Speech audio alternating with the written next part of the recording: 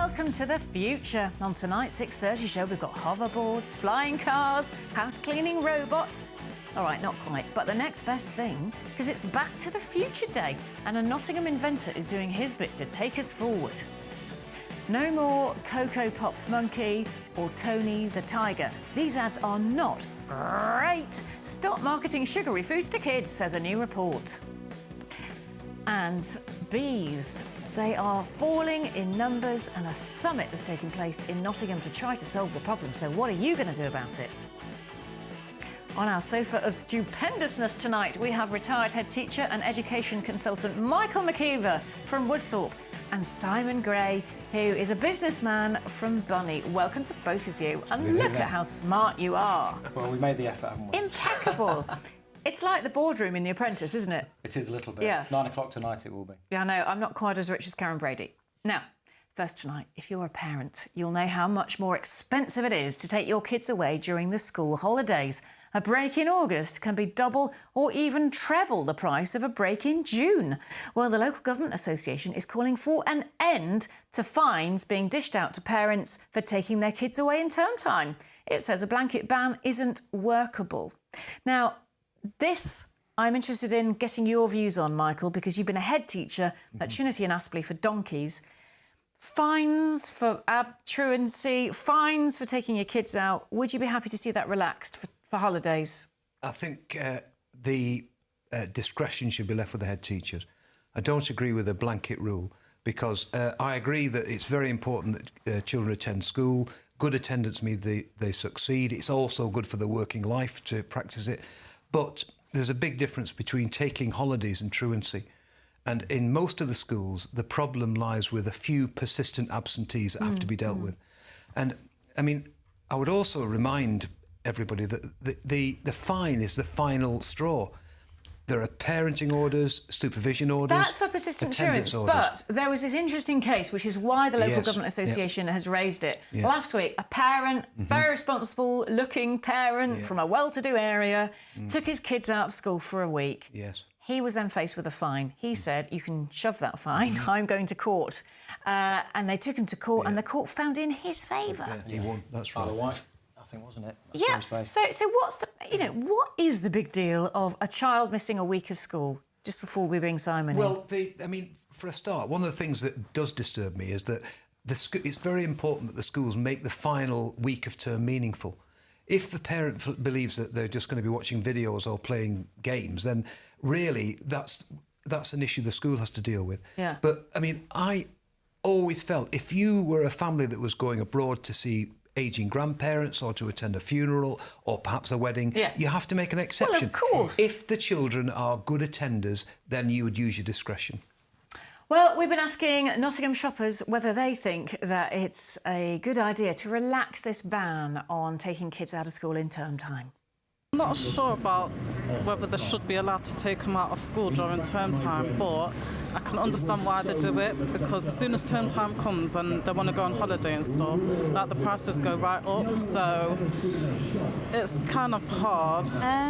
Well, we was just talking to a friend of mine who has done it last year, and she did it towards the end of the year in the last week, and they're not doing any work then, so possibly sometimes, but when it comes up to GCSEs, A-levels and things like that, possibly not. But it comes to the point when a child gets to an age and they're a bit more independent, and they could probably have a say in it as well. The education is priority, because if you keep taking the kids out through holidays and stuff like that, it's just going to stop them, because I know, because it happened to me. And I do think it's wrong to take the children out if they're doing GCSEs or A-levels or something like that. Yes, I would say there's no case for that. But little children that are at primary school or infant school, I mean, I can see no reason why they couldn't take them away on holiday. The City Council adopts a zero-tolerance approach, really, and says every day matters here in Nottingham. Simon, is it vital? I mean, I suppose put yourself in the school's position. You have to recap stuff for the kids that have been swanning around Disneyland for a couple of weeks. It depends why people are coming out of school. You know, is it for truancy? Is it because they're going on holiday? Is it for family reasons? You've got to look at the specific scenario. It's very hard to have a blanket rule. Yeah. I mean, I've got 2 young children, And next year, when we go on holiday, it's going to get a load more expensive. And I'm already thinking, well, what do I do? Yeah. Because, you know, why should a parent have to pay more to take their kids on holiday during half term or times when other people are on holiday? Doesn't make sense to me. I think, though, you know, I wouldn't take my daughter out of school because it just feels like I'd be being a bit naughty, and I want to do the right thing for her too. And how many parents don't take that view? From before these fines were imposed, Michael, how many parents were doing it? I couldn't tell you the actual number, Francis, but I mean, the attendance was a problem in the city. Right, and yeah. it's been Well, addressed and it has got better. Yes. It's much better than it was. But the holiday business, I mean, to be honest with you, I know parents build the cost of the fine into their plans now. When they're actually planning a holiday, they work out they might have to cough up the £120. But, I mean, I think the problem is much narrower than we believe. I mean, schools do an enormous amount. I mean, I'm going into primary schools at the moment talking to heads. I mean, they ring every single child that's absent before 12 o'clock. Right, yes, I know, and that's because Ofsted measure you on attendance, don't they now? So for you, it matters too. Yeah. All right, well, we'll just move on a minute. Stay with schools, because you put the cat among the pigeons last week, Michael, when we asked you on Notts TV why Nottingham City schools are performing so badly in the league tables of GCSE results. If you remember, Nottingham, 151st out of 152 authorities. Not good enough. You said it's because too many kids in Nottingham, more than anywhere else, are playing computer games. Do you stand by that? Yes, but I was misquoted slightly, because I do agree, I do think gaming is an issue. And in the interview, I did mention the fact that it was front page news in Belfast, and the Belfast Telegraph had done an investigation. It appeared that gaming was having a very negative effect on schooling. The point I was making, Francis, was this. When children are gaming, it's taking them away from something else that is much more important. Interaction with their mums and dads, interaction with their brothers and sisters, and other things which I feel are very, very important. Well, can I just say, I think some gaming, and there's evidence for it, is good for children. You know, that a little bit of it makes them mentally agile, and they're working in something that may be in their working life in the future. But that's right. I mean, there are pros and cons, aren't they? And that's why we were interested in getting the views of Ian Simons, who's the director of the National Video Game Arcade right here in Nottinghamshire. I guess we need to look at whether there's something fundamentally wrong with video games themselves, or whether the problem is that kids are simply not spending enough time on their homework. So there's a number of reasons that could be. It could be too much sport, or too much reading, or it could be too much video games. But I think we need to really understand the evidence base of this before we start pointing the finger at things. And I say that because I know from being here that video games can be like a really positive and additive force in education and in families. So it's important that we don't throw the baby out with the bathwater, if you like. There's lots of different kinds of video games. One of the biggest and most popular games in the world today is Minecraft, where Minecraft is about sharing, Minecraft is about solving problems, Minecraft is about being creative. And Nottingham, this is the other thing, though. I think Nottingham, is it any worse for gaming than other cities as to why we're so low in the league table? What's your view on computer games? Well, I think we can't escape computer games. We've got an industry in Nottingham built around computer games. And I think in small doses, everything's fine. I think if the root of the problem is that kids are at home playing on the games and the parents aren't saying, well, you need to go to school or you need to go to bed so you can get up to go to school, then we're back to the whole problem we talked about. It's about responsible parenting, isn't it? Exactly. Again, It's discipline. Yeah. Oh, now next tonight, I don't mean to alarm you, but we do have a Christmas crisis pending already.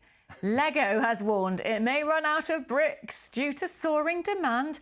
Yeah, always a good way to create demand for a product, isn't it? Say it's about to sell out and everyone wants it. But it has got us thinking about toys from our childhood, because Lego is a bit of a retro thing, isn't it? What did you treasure above all else? My favourite toy was a doll's house, actually, but my own children loved Lego, especially my son. McGonagall. Well, it was everybody had McGonagall at my time of life, 50 years ago. Well, 60 years ago. And it was a done thing. Everybody had to have McGonagall. It was my sister's two-wheel bike, because I was actually a bit too small for it, but I could just about get on it and ride it, so I felt so proud when I could do this. It was a battered old thing my dad had painted up, so it was nothing special. But that was it, I think. And my teddy. My favourite toy was based on a TV show which was called Mask, which I don't think many people have ever heard of, but for my generation it was a big thing, and they used to have cars that transformed and bikes and aeroplanes and all exciting stuff like that.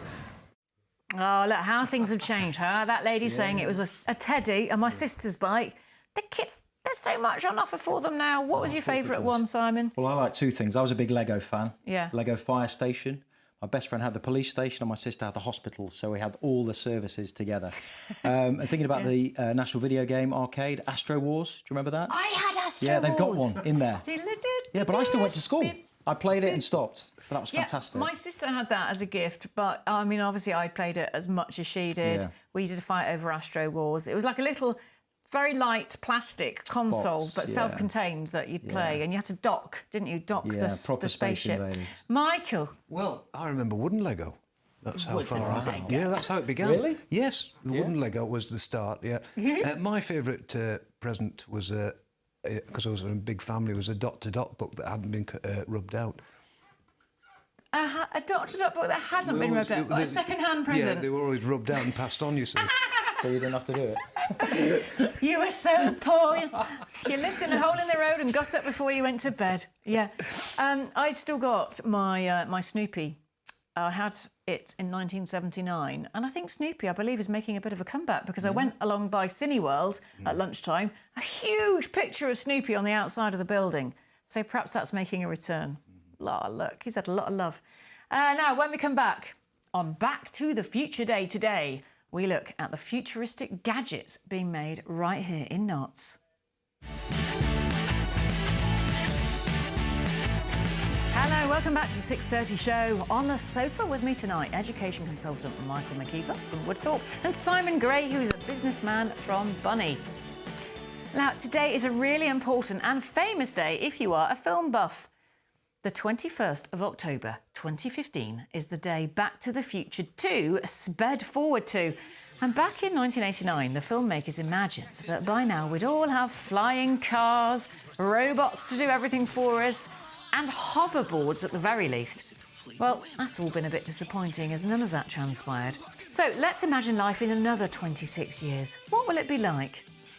I don't know. Maybe like something cool like driverless cars or something cool like that, maybe driverless planes. These robots ready, so I think it'll be like, we've seen I, Robot the film, we'll basically have robots in every home or something like that. Like, I think its technology is like advancing so quickly that soon we'll have no need for like people who have menial jobs and stuff like that. So I think my predictions will be that no one will have to leave the house because everything will be done at home.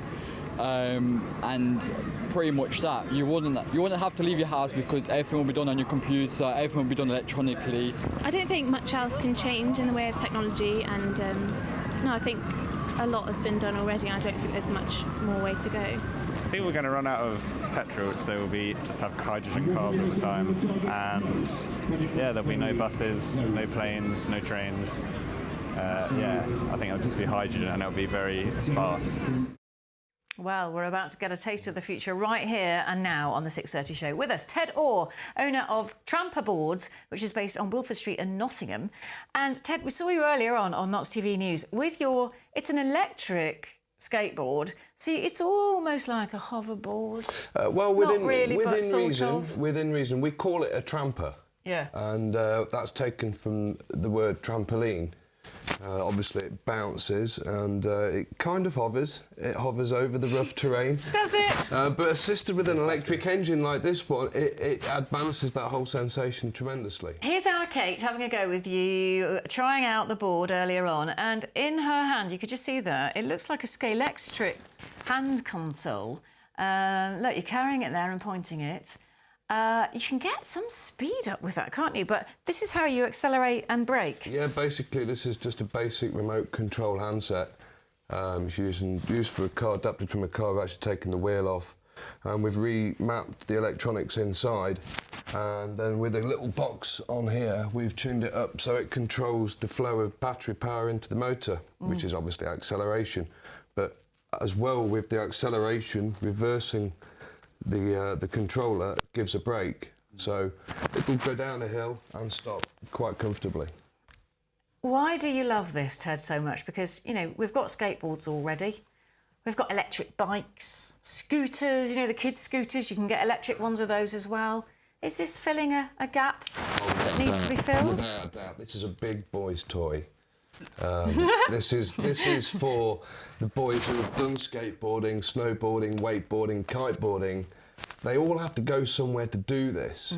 This, potentially, you can do outside your front door. If the tarmac's smooth, you live on a cul-de-sac, you're friendly with your neighbours, you know the cars aren't moving around, you could have a little whiz around. You can find parks. Yeah. You can find parks to ride on anywhere with a pathway.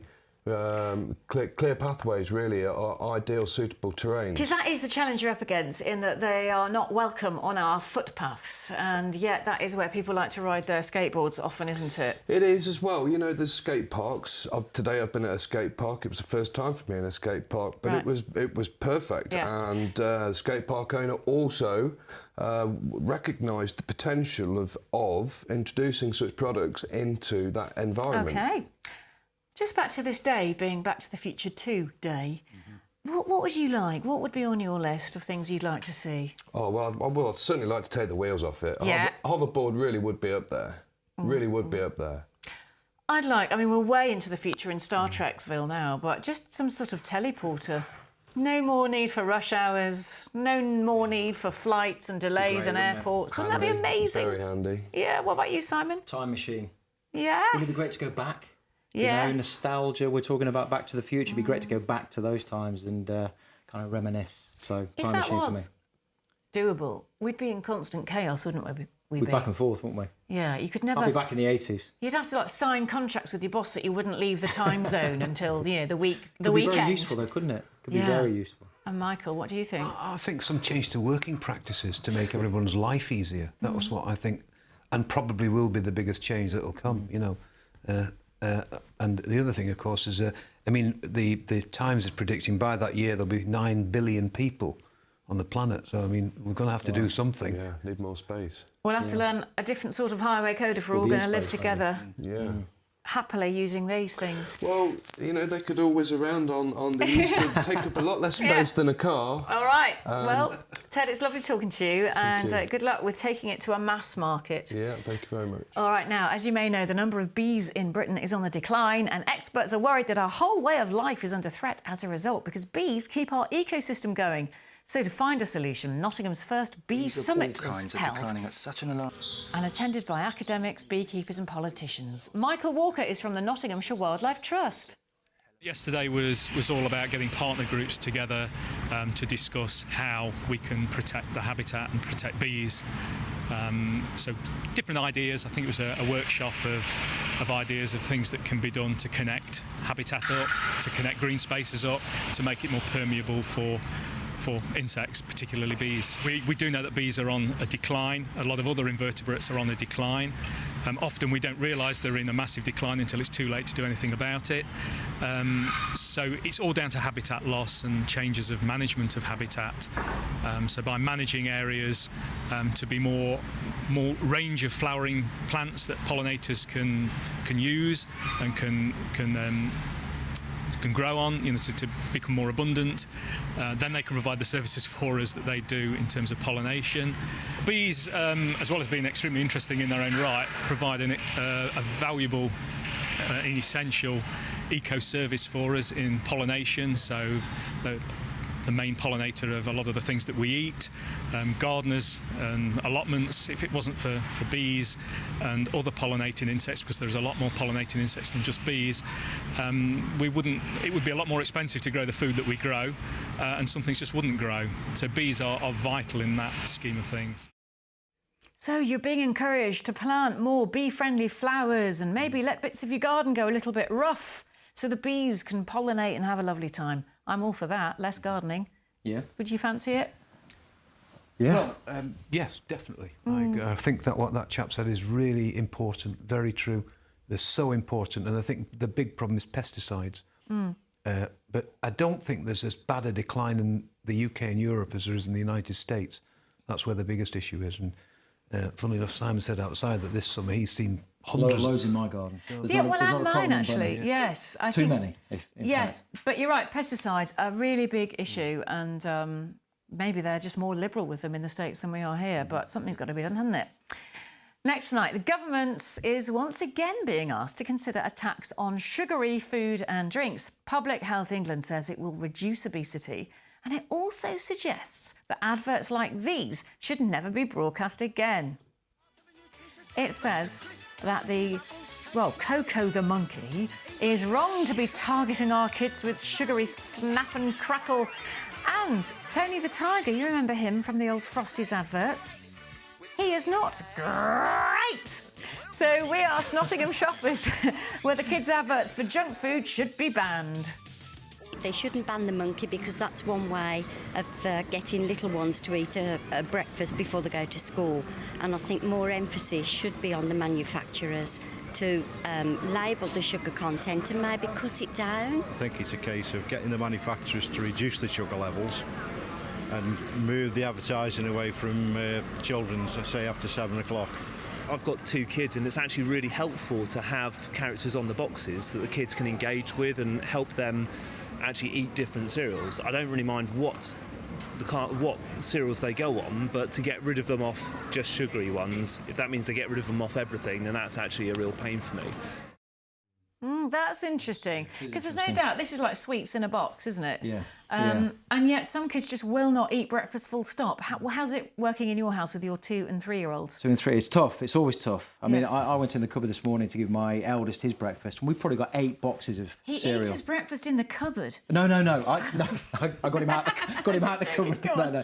So we've got about 8 boxes of this stuff. But interestingly, he has Weetabix and yogurt, so he's quite healthy. Very. But I don't necessarily think the problem's with the advertising. It's the contents. You know, it's the sugar in there. So why do you need to lose the tiger, the monkey? Yeah, I think the point is being missed here. It's not take the monkey out. It's don't appeal to young kids when it's a high sugar junk food product. That's what the ban is going to be about, if there is one. But the thing is, there's been an accusation that the government's buried this report, this recommendation, because it would just cost too much when it comes to the food retailers. And, you know, do we want a tax on sugar? Is that a fair way of dealing with this? What are your thoughts? Well, I mean, it's going to cost too much to do that, they say, but the cost of obesity and illnesses related to sugar is going to be even greater if they don't do something about it. But who's it hurting, a tax on sugar? I mean, one lady in that survey said... You can't tax everything. Yeah, I mean, maybe the retailers should stop making all this high sugar stuff and think of alternatives? I read something today before I came on the show, and it said that the way it's all about eye contact with these boxes. So the monkey and the tiger, their eye contact is fixed at a level of a child, and that's what gets the sale. Couldn't quite believe it, but you never know. Yeah, well, indeed, that's what we can see behind us here. My little one, she will have porridge and she'll have eggs, and those are all quite healthy things, which we stick to. She's never tasted any of these other things, and there will come a day when she will, and maybe the tide cannot be turned back. No, it can't. But until now, I think we're all right. Yeah. Well, that is your lot for today. Thank you so much to my 2 marvellous and suave guests, Michael McKeever and Simon Gray. And thank you for watching. We'll do it all again tomorrow. Bye for now.